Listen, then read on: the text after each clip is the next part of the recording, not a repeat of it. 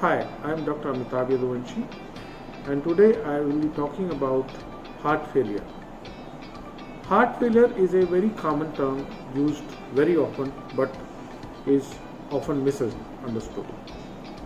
Heart is the most important muscle of the body and it starts working before a person is born and keeps on working till he dies. The main purpose of the heart is to pump blood to the various organs of the body, which includes the brain, the kidneys, the liver and other organs. And when the heart is not able to perform this function, we call that the heart has failed or it is heart failure. Heart failure usually occurs when the muscle of the heart becomes weak. The most common cause of the muscle of the heart becoming weak is what is called as coronary artery disease or blockages in the blood supply to the heart.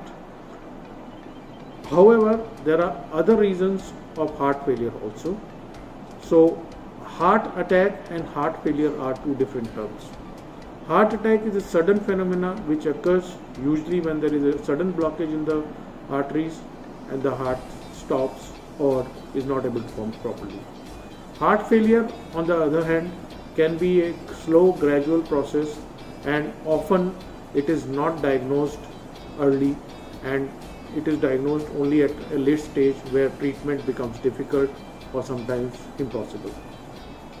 The main symptoms of heart failure are inability to do work, easy fatigability, swelling in the legs, breathlessness while a person is lying down, which gets relieved when the patient sits up.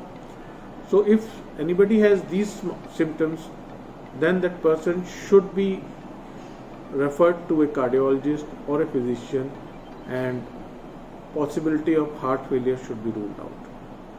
There are various treatments available for heart failure. As I told you, the most common cause of heart failure is blockages in the arteries. So removing the blockages of the heart arteries would improve the functioning of the heart and would prevent or treat heart failure.